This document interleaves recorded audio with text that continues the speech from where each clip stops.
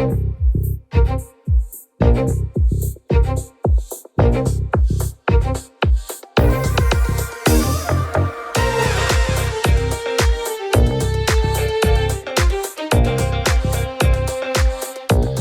to Super Entrepreneurs Podcast. Today we have with us Neil Patel.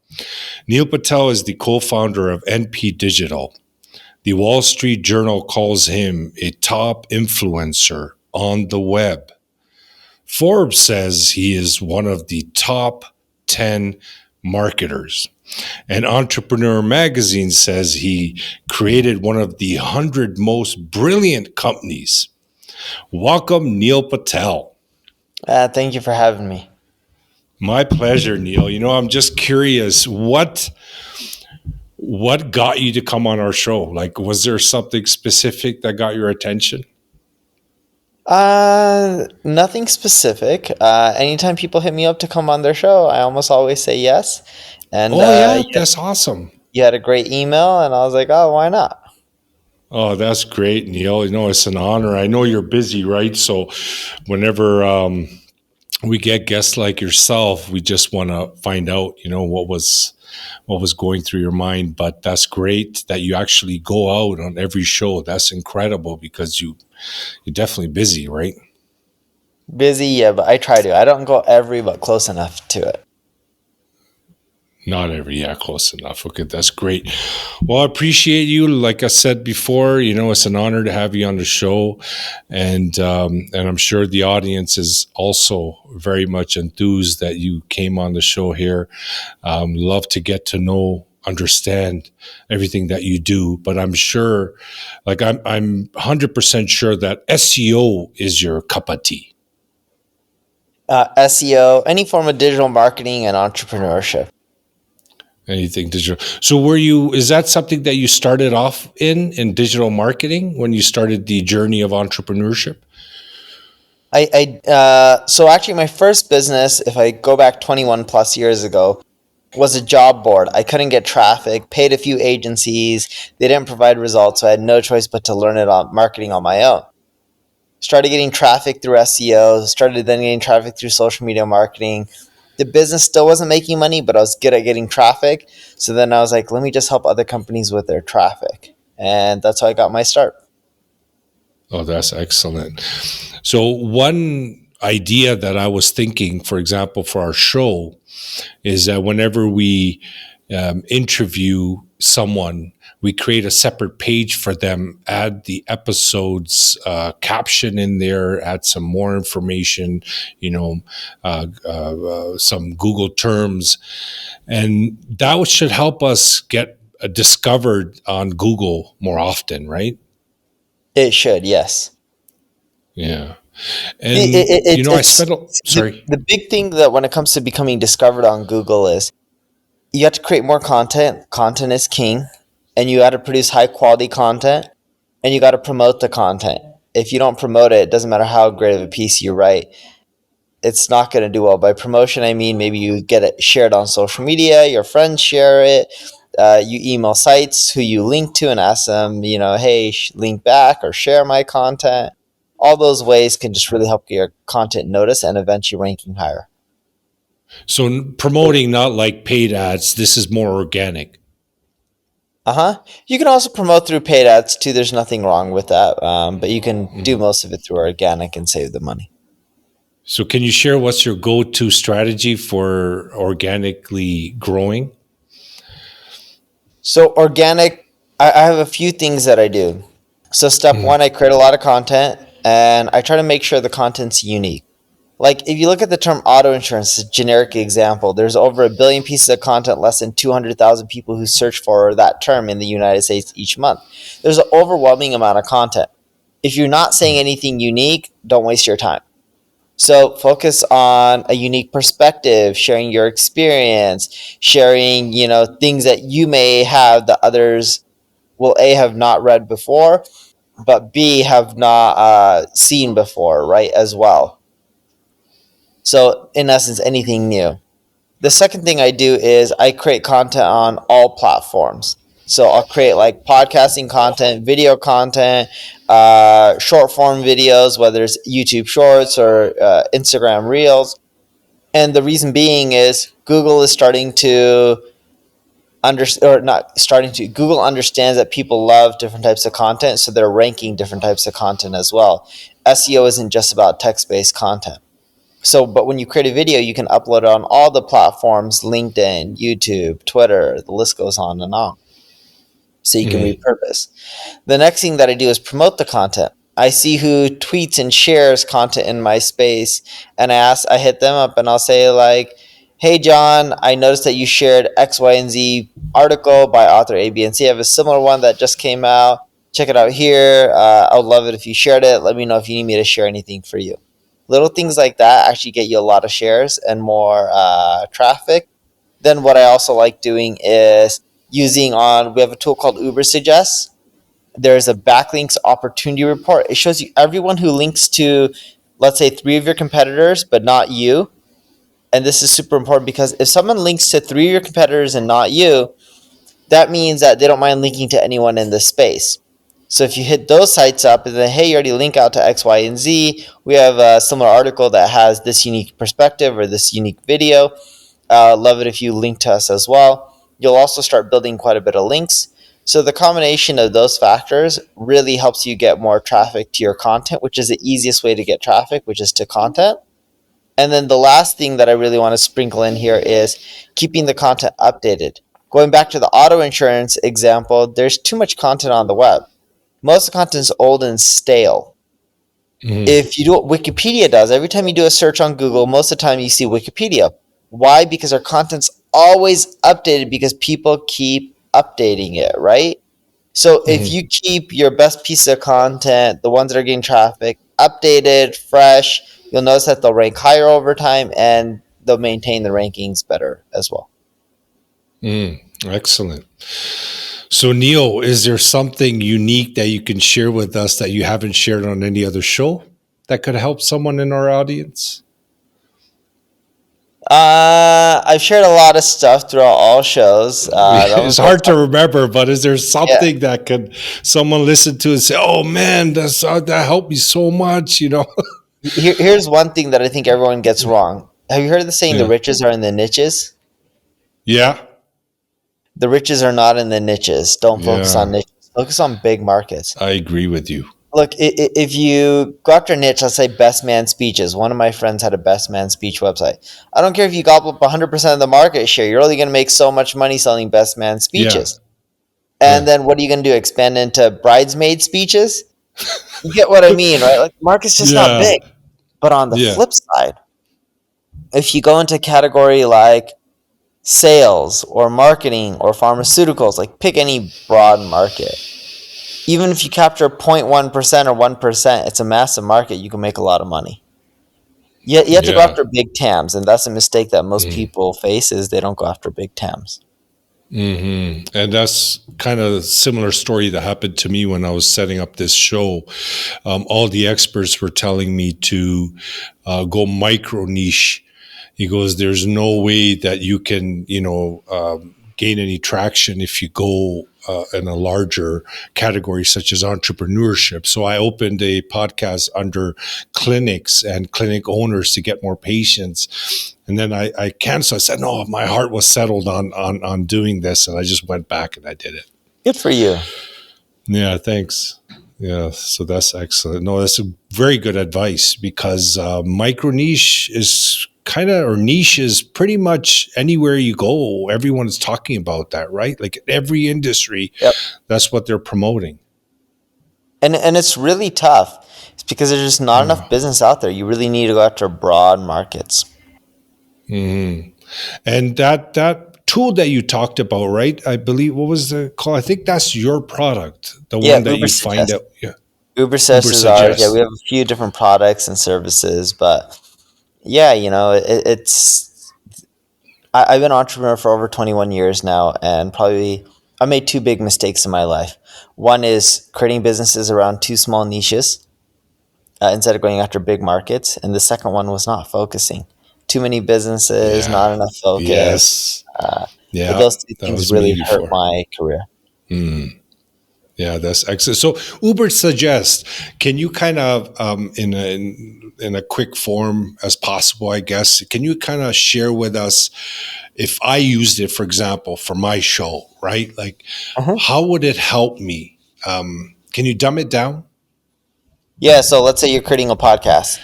You can put in Yeah. keywords like entrepreneurship, SEO, whatever you want to talk Yeah. about with your guests. Hmm. It'll tell you all the popular keywords to talk about. And those Hmm. are the keywords that are going to get Oh. searched more, which is what their algorithms use when people are searching to help you get more traffic. The second thing you can do is you can put in your website URL and it'll tell you everything that's wrong that you need to fix. Hmm.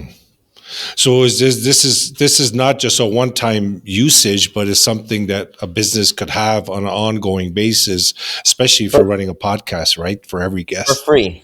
It doesn't cost money. Well, there are paid plans, but you can do most of the stuff for free. Oh, cool.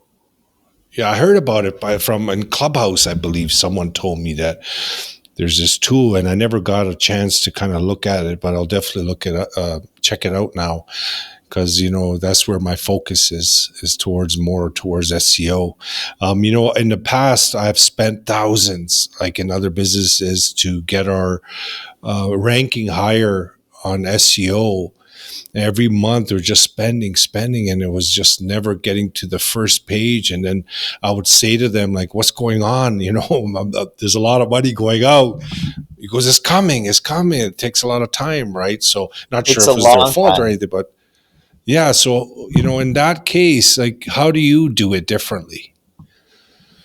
Uh, it starts with what we talked about: creating unique content, building Unique. links, right? Like the backlinks opportunity Yeah. report, getting people to share it, keeping your content up to date. Those are a lot of the main factors that really help content rank really, really Hmm. well. The Ubersuggest help with that? Uh huh. It'll tell you every error to fix to rank higher on Google with your website. Oh, that's great. That's great. And the paid versions are more in depth, I guess, right? Yeah, you can just use more of it. So, can you share with us if you have a morning routine that you go through? I do. So I wake up usually around 5 a.m. By then, I will work out, get ready, feed my kids. My kids usually wake up around 6. The youngest one give milk. And by 7 o'clock, I'm off to the races. I've already checked emails and, I'm ready to keep cranking. That's awesome. But Neil, do you work on your mindset? Like, have you ever worked on mindset, or is it just Not naturally? not too much. I know some people Mhm. do. There's nothing wrong with Yeah. working on mindset. There's nothing wrong with not working on it. But I think to Yeah. each their own, right? Like some people need it, some people don't. Yeah. Some people need to set their schedules because they don't have the discipline. Some people naturally have the discipline. Like I don't have to Yes. really work on scheduling or like say like, hey, I need to work. Let me sit down. Like I just naturally like working, and I was willing to work 7 days a week. Yeah. And is there a story behind how you got into entrepreneurship? Yeah. So my sister worked for a Oracle consultant years and years ago, and he was making over $100 an hour. 20 plus years ago, even $100 Yeah. an hour right now is a That's a lot of money, lot. but back then it was even Yeah. way more money. Yeah. And I was like, man, I want $100 plus an hour. So I started looking for jobs as an Oracle consultant. I wasn't qualified for any of them because I didn't have an Oracle certification or a college degree. But here's the kicker: I was able to, when I was browsing and looking for jobs online, I was able to see these job boards and how they're making a lot of money. So what I did was I decided to create a job board because I was like, wow, monster.com's making millions and millions of dollars and career builder and all these sites. So that's how I created my job board, is because other people were making money. I'm like, well, if I make 1% of what they make, I'll be rich. And I couldn't find a job. Yeah. So I'm like, just go create a job board. Bad idea to create a job board just because I couldn't find a job, but it led me down the path of marketing because when I couldn't get any traffic to the job board, I had to learn how to get traffic to my own site. Mm. And what would you say? Uh, what would your strategy be when it comes to content creation? Like for example, creating posts. Is there a structure that you follow when you create posts? Because there's a lot of experts, a lot of people say, There is. value, testimonial, right? Like different structures. Is there a specific structure that you follow? Yep. Come up with the topic. If you don't know of a topic to write on, there's a tool called Answer the Public. You can put in a Oh, keyword. It'll give you a yes. lot of topic ideas. And then what I would recommend is you start off with the intro. So what are you going to end up talking about and hook people and why they should read it? Then you have your body. Your body should have all the main points. So you can just outline it first. Like, what are the main points you want to talk about? List some stats, some data. If you don't have any, research them. Cite your sources. And then you have a conclusion that wraps it up. And the conclusion with a question to encourage more comments. And then when you're writing the article, make sure you write in a conversational tone with the words you and I, so people feel like you're talking Mm, with them in a conversation, instead of just being a dry, boring speech that someone reads. And then fill in the rest of the post.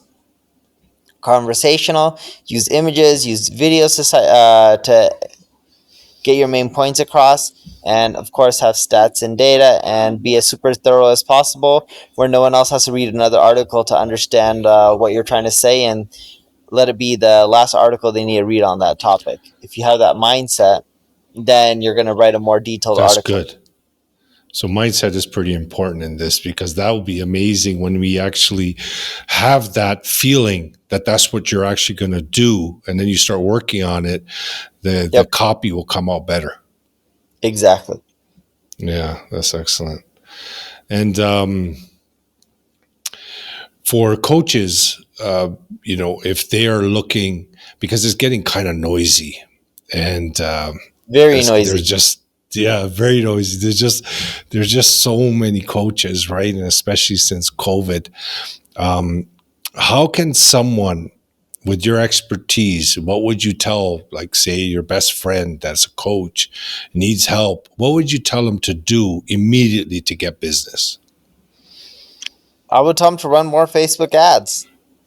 Facebook Paid ads, ads. YouTube ads works really well for coaches. And you need to have a lot of case studies and testimonials.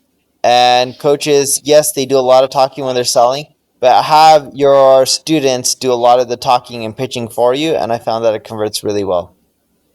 Very good. Very good. Well, that's awesome, Neil. Neil, can you share with us what you feel your innermost superpower is that got you to this point in life? Passion. See, I believe Ah, whatever you end nice. up doing, if you don't put enough time and energy into it, you're not going to win. There's never enough time in the day. And if you're not passionate about something that you're working on, you're not going to put in the hours that's needed to succeed. Yeah, they say when you put your heart into it, the quality is better too. Yep. Right. And, but sometimes, they may have the passion, but when they actually go into it, do you find like you are what we call unconscious competent, right? Like you had that passion within, but sometimes you may have the passion, but things don't go the way you planned, right? And you get kind of disheartened, or you kind of lose hope. That's where that mindset training comes in, why it's important. You didn't need it, but then there's somebody out there that has a passion for what they want to do, but those hiccups kind of pull them back, right? Do you have any Yep. advice for people like that? So my big thing is you're all gonna have hiccups. You're all gonna have issues. You know, like, well, first off, let's go to passion. Passion, a lot of times Mm, you'll figure out what you're passionate about by just trial and error. And then once you find what you love, sometimes you get demotivated. And what you'll find is everyone makes mistakes. Everyone has failures. Elon Musk, Mark Zuckerberg, Bill Gates, it doesn't matter who you are, they all have failures and mistakes. Learn from your failures and try to avoid making that same mistake over and over again, and eventually it'll lead you down the path of what you should be focusing on and what you should be doing, and that's how you succeed. yeah. It's funny you said that, because when I was starting the podcast, I honestly was uncomfortable, because I'm just generally I was a shy person. And I couldn't even, I knew I had to be in the vicinity of the people that where I want to go, right? That's where all the books were saying. They're saying, your proximity matters. So I knew the podcast was the right way, but it was, feeling uncomfortable while I was doing some interviews, some of my earlier episodes. But then over time, that turned into this passion that you're referring to. Is that that spark? All of a sudden now Yep. you just enjoy, you're just hanging out. It's like a party, right? So it changes. But then at times it could have happened to someone that they don't find that passion, right, in a business. No, that's totally right. And I found that most people find what they're passionate about by just trying a lot of different things, and they're just like, Yeah. "Huh, I kind of like this. I'm pretty good at it. Let me just do more of it." But yeah, it's people end up figuring out their groove over time. It just takes patience, and people are so young.